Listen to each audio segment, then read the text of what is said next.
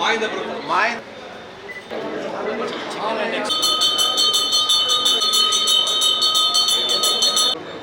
ಸಾಕಾ ಬ್ರೋ ನೀವು ಕ್ಯಾಮ್ರಾ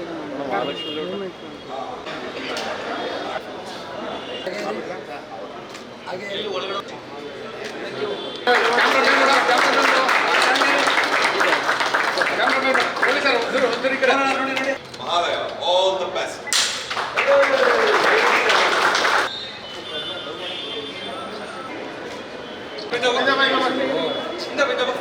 ಇದು ನಮ್ಮ ಸಂಸ್ಥೆಯ ವತಿಯಿಂದ 5ನೇ ಚಲನಚಿತ್ರ. ಈಗಾಗಲೇ ಸುಮಾರು ಒಂದು 6 ವರ್ಷಗಳಿಂದ ಭಿನ್ನ, ಡಿಯರ್ ಸತ್ಯ, ಲೈನ್ ಮ್ಯಾನ್ ಈ ಥರ ಸುಮಾರು ವೆರೈಟಿ ಫಿಲಮ್ಸ್ಗಳು ತಗೊಂಡು ಬಂದ್ರಿ. ಮೋರ್ಲಿ ನಾವು ಪ್ರೊಡಕ್ಷನ್ ಹೌಸಿಂದ ಕಾನ್ಸಂಟ್ರೇಟ್ ಮಾಡೋದು ವರ್ಲ್ಡ್ ಸಿನಿಮಾ.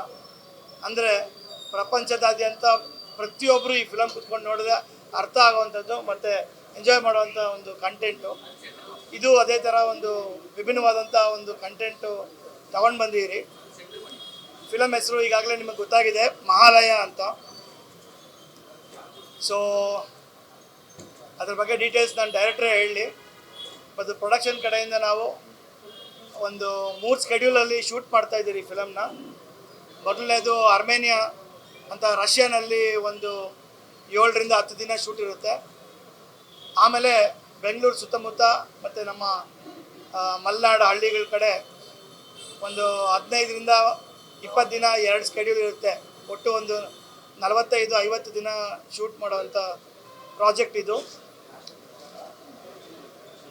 ಸೊ ಇಲ್ಲಿ ಬಂದಿರುವಂಥ ಎಲ್ಲ ಮಾಧ್ಯಮ ಮಿತ್ರರಿಗೆ ಸ್ವಾಗತ ಬಯಸ್ತೀನಿ. Thank you Suneera sir. Last ಮಿನಿಟ್ನಲ್ಲಿ ನಮಗೆ ಇದು ಮುಹೂರ್ತ ಸಡನ್ಗೆ ಒಳ್ಳೆ ಡೇಟ್ ಸಿಕ್ತು ನಮಗೆ. ನಮ್ಮ ಹೆಸರು ಬಲದ ಪ್ರಕಾರ ಒಂದು ಒಳ್ಳೆ ದಿನ ಒಂದು 3 ಡೇಸ್ ಮುಂಚೆ ನಮಗೆ ಗೊತ್ತಾಗಿದ್ದರಿಂದ ಶಾರ್ಟ್ ನೋಟಿಸ್ನಲ್ಲಿ ನಮ್ಗೆ ಇನ್ಫಾರ್ಮ್ ಮಾಡಿದ್ರಿ. ನೀವೆಲ್ಲ ಬಂದಿರೋ ನಮ್ಗೆ ತುಂಬ ಸಂತೋಷ ಆಗುತ್ತೆ. Thank you very much. ನಾನು ಮುಂದೆ ನಮ್ಮ ಸಂಸ್ಥೆಯ ಡೈರೆಕ್ಟರ್ ಅಂತ ಯತೀಶ್ ಅವರು ಮಾತಾಡಲಿ.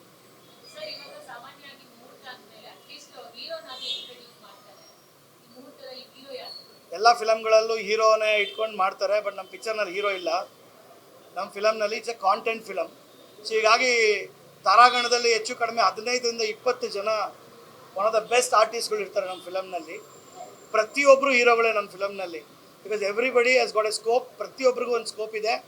ಇದೊಂಥರ ವಿಭಿನ್ನವಾದಂಥ ಕತೆ. ಜಾನರ್ ಹೇಳಲೇಬೇಕು. ಈಗ ಜಾನರ್ ನಾವು ಇದು ಮಾಡಬೇಕಾದ್ರೆ ಹಾರರ್ ಥ್ರಿಲ್ಲರ್ ಆಗಿ ಬಂದಿರೋದ್ರಿಂದ ಸ್ಪೆಸಿಫಿಕ್ ಆಗಿ ಒಂದು ಹೀರೋ ಹೀರೋಯಿನ್ನು ಲವ್ ಸ್ಟೋರಿ ಆ ಥರ ಯಾವುದೂ ಇರೋದಿಲ್ಲ ಈ ಫಿಲಮ್ನಲ್ಲಿ. ಪ್ರತಿಯೊಬ್ಬರು ಕೂಡ ಅಭಿನಯಕ್ಕೆ ತುಂಬ ಸ್ಕೋಪ್ ಇದೆ. ಹಾಗಾಗಿ ತಾರಾಗಣ ತುಂಬ ಇದೆ. ಅಫ್ಕೋರ್ಸ್ ನೀವು ಹೇಳಿದ್ದು ಕರೆಕ್ಟು, ಬಟ್ ನನ್ನ ಮುಹೂರ್ತ 3 ಡೇಸ್ನಲ್ಲಿ ನಮಗೆ ಒಂದು ಒಳ್ಳೆ ದಿನ ಸಿಕ್ಕಿರೋದ್ರಿಂದ ನಾವು ಸೆಲೆಕ್ಷನ್ ಪ್ರೊಸೆಸ್ನಲ್ಲಿ ಇದ್ದೀರಿ. ನಾವು ಆಡಿಷನ್ ಮಾಡ್ತಾಯಿದ್ದೀರಿ. ಶೂಟಿಂಗ್ ಹೆಚ್ಚು ಕಡಿಮೆ ಇವಾಗ ಅರ್ಮೇನಿಯಾ ಸ್ಟಾರ್ಟ್ ಆದರೆ ಇಮಿಡಿಯೇಟಾಗಿ ಬಂದ ಮೇಲೆ, ಯಾಕೆ ಅರ್ಮೇನಿಯಾ ಪೊಸಿಷನ್ಸ್ನಲ್ಲಿ ತುಂಬ ಜನ ಇಲ್ಲ ಅಲ್ಲಿ. ಹಾಗಾಗಿ ನವಂಬರ್ ಡಿಸೆಂಬರ್ನಲ್ಲಿ ನಾವು ಸೆಲೆಕ್ಷನ್ಸ್ 20 ಜನ ಮೇಲಿದ್ದಾರೆ ತಾರಾಗಣದಲ್ಲಿ. ಹಾಗಾಗಿ ಹೀರೋ ಆಸ್ ಸಚ್ ಇಲ್ಲ, but everybody are hero in this film. ಸದ್ಯಕ್ಕೆ ಇನ್ನೂ ಯಾರೂ ಆಗಿಲ್ಲ ಸರ್. ಇದರಲ್ಲಿ ಮೊದಲ ಬಾರಿಗೆ ಅರ್ಮೇನಿಯನ್ ಆರ್ಟಿಸ್ಟ್ ಒಬ್ಬರನ್ನ ಕನ್ನಡ ಸಿನಿಮಾಗೆ ತರ್ತಾ ಇದ್ದೀವಿ. ಸೊ ಅವ್ರದ್ದು ಒಂದು ಪ್ರಾಮುಖ್ಯತೆ ಇದೆ ಈ ಮೂವಿಯಲ್ಲಿ. ಒಂದು ಮೂರು ಕಥೆಗಳದ್ದು ಜಾನರಲ್ಲಿ ಹೋಗ್ತಾ ಇರೋಂಥ ಒಂದು ಕಥೆ ಇದು. ಸೊ ಅದರಲ್ಲಿ ಇವ್ರದ್ದು ಒಂದು ಪ್ರಮುಖ ಪಾತ್ರ ಇದೆ. ಸೊ ಅವರು ಆ ಥರದ ಒಂದು ಅರ್ಧ ಸಿನಿಮಾದಲ್ಲಿ ಅವ್ರದ್ದು ಪಾತ್ರ ಬರುತ್ತೆ. ಸೊ ಅದು ಒಂದು ಹೈಲೈಟ್ ಅಂತ ಹೇಳ್ಬೋದು. ಆ್ಯಂಡ್ ಅಲ್ಲಿ ಫೇಮಸ್ ಆಗಿರೋಂಥ ಆರ್ಟಿಸ್ಟ್ನೇ ತೊಗೊಳ್ತಾ ಇರೋದು. ಸೊ ಅದು ಒಂದು ಲೀಡ್ ಇದೆ ಕಥೆಯಲ್ಲಿ. ಸೊ ಅದೊಂದು ಕಥೆಗೆ ಒಂದು ಲೀಡ್, ಅದೊಂದು ಥ್ರೆಡ್ ಇದೆ ಮೂವಿ. ಸೊ ಅದೊಂದು ಮೇನ್ ಕಥೆ ಅಂತ ಹೇಳ್ಬೋದು.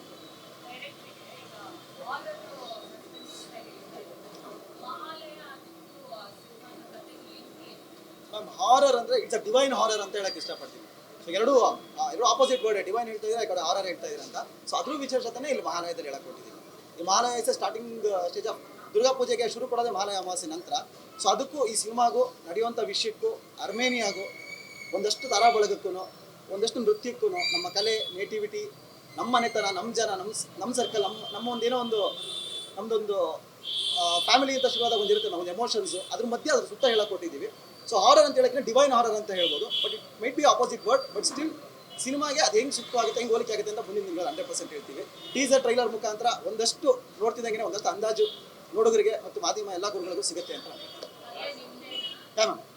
ನಿರ್ದೇಶಕ ಮತ್ತು ರಚನೆ ಎರಡು ನಂದೇ ಆಗಿದೆ. ಸೊ ನನ್ನ ತಂಡದ ಸಪೋರ್ಟ್ ಇದೆ. ಸೊ ಮೊದಲನೇದಾಗಿ ಎಲ್ಲಕ್ಕಿಂತ ಮುಂಚೆ ಹೇಳಬೇಕಾಗಿರೋದು, ನಾನೊಬ್ಬ ಡೆಬ್ಯೂ ಡೈರೆಕ್ಟ್ರು, ನನ್ನ ನಂಬಿ ಅವಕಾಶ ಕೊಟ್ಟಂಥ ಗಣೇಶ್ ಪಾಪಣ್ಣ ಸರ್ಗೆ ಮತ್ತು ಯತಿ ಸರ್ಗೆ ಹಾರ್ಟ್ಫುಲಿ ಥ್ಯಾಂಕ್ಸ್ ಹೇಳ್ತೀನಿ.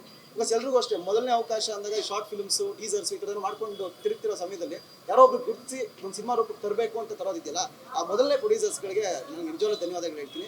ಆ ಲೆಕ್ಕದಲ್ಲಿ ನಾನು ತುಂಬ ಲಕ್ಕಿ, ತುಂಬ ಅರ್ಲಿ ಸ್ಟೇಜಲ್ಲಿ ನನಗೆ ಸಿಕ್ಕಿದೆ. ಸೊ ಹಂಗಾಗಿ ಗಣೇಶ್ ಸರ್ಗೆ ಮತ್ತು ಯತಿ ಸರ್ಗೆ ಅರ್ಲಿ ಸ್ಟೇಜ್ ಇಲ್ಲ ನಾನು ಹೇಳಬೇಕಿದ್ದು. ಅರ್ಲಿ ಸ್ಟೇಜ್ ಇಲ್ಲ, ಸುಮಾರು 3.5 ವರ್ಷದಿಂದ ಆಫೀಸಲ್ಲಿ ಕುತ್ಕೊಂಡು 4-5 ಶಾರ್ಟ್ ಫಿಲಮ್ಸ್ಗಳು ಇವ್ರದ್ದು ನೋಡಿ ಒಂದರಲ್ಲೂ ವಿಭಿನ್ನತೆ ಇರೋದ್ರಿಂದ ನಮಗೆ ಅನಿಸಿದ್ದು ಸೂಕ್ತವಾದ director. Is one of the best director ಅಂತ ಹೇಳ್ತೀನಿ. ಡೈರೆಕ್ಟ್ರು ಫಿಲಮ್ ಮಾಡಿಲ್ಲ, ಬಟ್ ಅವ್ರು ಶಾರ್ಟ್ ಫಿಲಮ್ ನೋಡ್ಬಿಟ್ಟು ನಾವು ಫಿದಾ ಆಗಿದ್ದೀರಿ. ಈ ಒನ್ ಎಕ್ಸ್ಟ್ರಾರ್ಡಿನರಿ ಪರ್ಸನ್. ನನ್ನ ಪ್ರಕಾರ ಇದು ಚೆನ್ನಾಗಿ ಮಾಡ್ತಾರೆ ಅಂತ ನಾವು ಅವಕಾಶ ಕೊಟ್ಟಿರೋದು. ನಮಗೆ ಕನ್ನಡ ಸಿನಿಮಾಗೆ ಡೈರೆಕ್ಟರ್ ಅನ್ನೋದು ಒಂದು ಸ್ವಲ್ಪ ಕೊರತೆಗಳು ಇರೋದ್ರಿಂದ ಇದರಲ್ಲಿ ಇವ್ರದ್ದು ಒಂದು ಪಾತ್ರ ಇಂಪಾರ್ಟೆಂಟ್ ಆಗುತ್ತೆ ಅನ್ನೋದು 100%.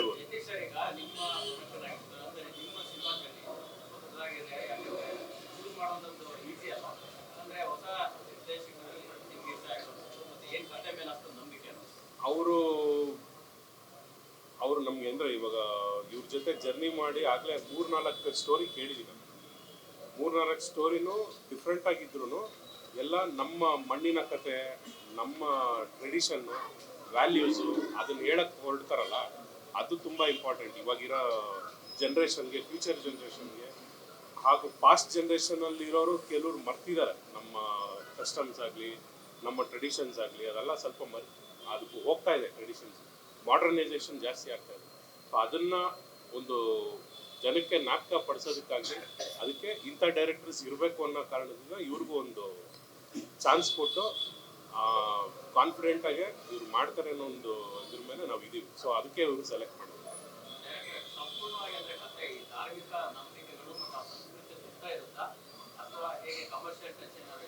ಸರ್, ಈಗ ನಾವು ಬೆಳೆದಂತಹ ಒಂದು ವಾತಾವರಣದಲ್ಲಿ ನಮ್ಮ ತಂದೆ ತಾಯಿಗಳು ನಮಗೇನೋ ಒಂದಷ್ಟು ವಿಷಯಗಳು ಹೇಳಿರ್ತಾರೆ. ಅದನ್ನು ನಂಬ್ಕೊಳ್ತಾನೆ ನಾವು ನಮ್ಮ ಜೀವನ ಸಾಗಿಸ್ತಾ ಬೆಳೆದಿರ್ತೀವಿ. ನಮ್ಮ ಸುತ್ತಮುತ್ತ ನಡೆದಂತಹ ಪರಿಸರದ ವಾತಾವರಣಗಳಲ್ಲೇ ನಾವು ಜೀವನ ರೂಪ ಕಟ್ಟಿಸ್ಕೊಂಡಿರ್ತೀವಿ. ಸೊ ಕಂಡಿದ್ದು ಕೇಳಿದ್ದು ಕೆಲವೊಂದು ನಿಜ ಅಂಶ ಮುಂದಕ್ಕೆ ಹೋಗ್ತಾ ಹೋದ್ರೆ ಏನೇನೋ ವಿಷಯಗಳು ಹೋಗುತ್ತೆ. ಬಟ್ ಈ ಸಿನಿಮಾದಲ್ಲಿ ಪ್ರತಿಯೊಬ್ಬರಿಗೂ ರಿಲೇಟ್ ಆಗುವಂಥ ಅಂಶಗಳು, ಸೊ ಮಹಾಲಯ ಏನು ಹೇಳ್ತಿದೆ, ಸೊ ಎಲ್ಲರೊಬ್ರಿಗೆ ಯಾಕೆ ಅದು ಕನೆಕ್ಟ್ ಆಗ್ತಿದೆ ಅಂದರೆ ಪ್ರತಿಯೊಬ್ಬರು ಮಹಾಲಯ ಅಮಾವಾಸ್ಯೆ ಅಂತ ಏನಿದೆ ಅದೆಲ್ಲರೂ ಅದನ್ನು ಹಬ್ಬ ಅನ್ನೋದಕ್ಕಿಂತ ಅದೊಂದು ಕಲ್ಚರ್ ಆಗೋಗಿದೆ. ಅದು ನಮ್ಮ ಗುರು ಹಿರಿಯರು ಪೂರ್ವಜರು ಅಂತ ಏನಿದೆಯಲ್ಲ, ಸೊ ಆ ವಿಷಯಗಳ ಸುತ್ತ ಆಗಿರ್ಬೋದು, ಒಂದು ಹಳ್ಳಿ ನೇಟಿವಿಟಿ ಸುತ್ತ ಆಗಿರ್ಬೋದು, ಕಲೆ ಸುತ್ತ ಆಗಿರ್ಬೋದು, ಧಾರ್ಮಿಕ ವಿಷಯಗಳು ಆಗಿರ್ಬೋದು. ಸೊ ಇದನ್ನೆಲ್ಲವನ್ನೂ ಅಳವಡಿಸ್ಕೊಂಡು ನೋಡಿದಾಗ ಎಲ್ಲೋ ನಮ್ಮ ಅಜ್ಜಿ ಹೇಳಿದ ಕತೆ ಇರ್ಬೋದು, ಅಥವಾ ನಾನು ಮಾಡ್ತಿರೋ ಕತೆ ಇದು, ಅಥವಾ ಆ ಪಾತ್ರದಲ್ಲಿ ನಾನು ಒಬ್ಬ ಅಂತ ನೋಡುಗ ಅದರೊಳಗಡೆ ಇನ್ವಾಲ್ವ್ ಆಗಬೇಕು ಅನ್ನೋ ವಿಚಾರನ ಗಟ್ಟಿಯಾಗಿ ಇಟ್ಕೊಂಡು ಈ ಸಿನಿಮಾ ಮಾಡ್ತೀವಿ.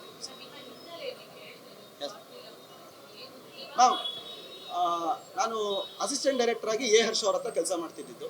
ಸೊ ಸೀತಾರಾಮ ಕಲ್ಯಾಣ, ಬಜರಂಗಿ ಟು, ವೇದ ಈ ಸಿನಿಮಾಗಳಲ್ಲಿ ಅಸಿಸ್ಟೆಂಟ್ ಡೈರೆಕ್ಟರ್ ಆಗಿ ಕೋ ಡೈರೆಕ್ಟರ್ ಆಗಿ ಕೆಲಸ ಮಾಡಿದ ನಂತರ ಶಾರ್ಟ್ ಫಿಲ್ಮ್ಸ್ ಮಾಡಬೇಕು ಅಂತ ನಿರ್ಧಾರ ಮಾಡಿ ನನ್ನ ತಂಡ ರಾಕೇಶು, ಪವನ್ನು, ಸೊ ಬಡಿಗರು ಇವರೆಲ್ಲ ನಮ್ಮ ಸ್ನೇಹಿತರುಗಳು ಸೇರಿ ಒಂದು ಚಿಕ್ಕ ಹಣಗಳು ಮಾಡಿಕೊಂಡು ಒಂದು 4-5 ಶಾರ್ಟ್ ಫಿಲ್ಮ್ಸ್ಗಳು ಮಾಡಿದ್ವಿ.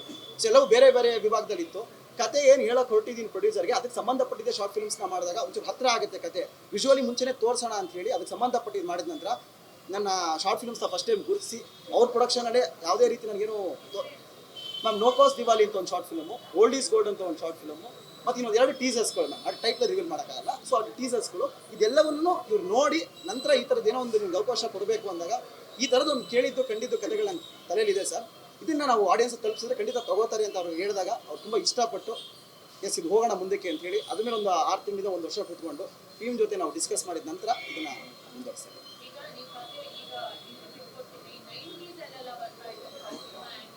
ಎಸ್ ಎಸ್ ಮ್ಯಾಮ್, ಇದು 1996ನೇ ಇಸ್ವಿ, 90ರ ದಶಕದಲ್ಲಿ ನಡೆಯುವಂಥ ಕತೆ.